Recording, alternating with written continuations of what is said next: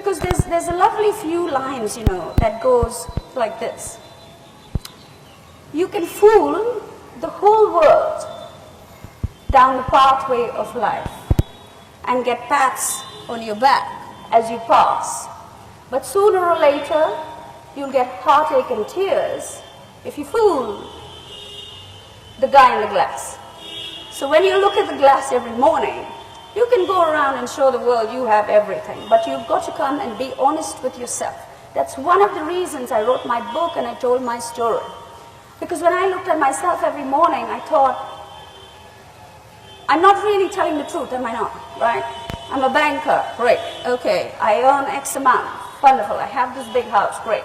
But that was not me. Me, inside me, I was about changing lives, helping people, loving what I did for girls who were like me, girls like you, right? That's what I wanted to be. That's who I was. And I couldn't accomplish that if I didn't first through be honest with myself and say, I was very poor.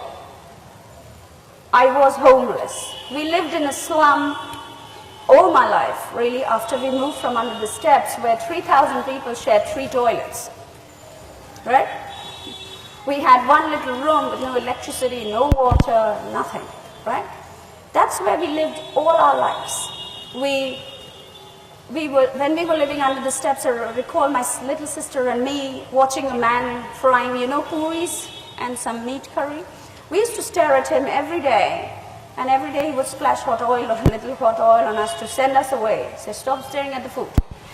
And we used to run a few yards and run all the way back and keep staring, till eventually he would pick up a paper, put some puris and curry in it, give it to us and say, now go. And if you come back tomorrow, I'll really burn you. But every day we went back and every day he fed us. So that's how we grew up.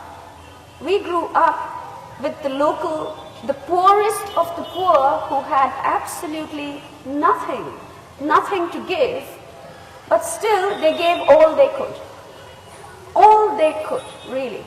The lady by the corner of the road who sold tomatoes and potatoes, you get a big black hole in it and it's all bad. And every day she would keep those tomatoes and potatoes for us and give it to us, and we would bring it home and cook it.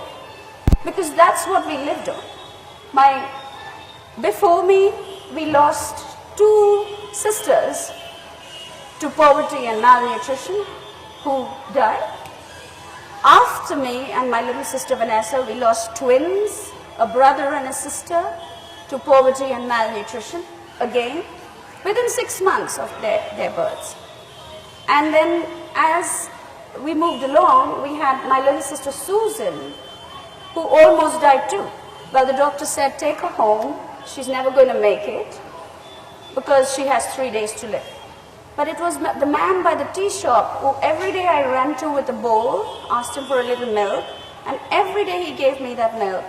Every day I mixed it with the powder medicine that the doctors gave me, and every day I fed that to her. And she actually survived, and she topped a university in London, and her picture was on every tube and every bus and in the university, and she lives in Australia today. So that is potential.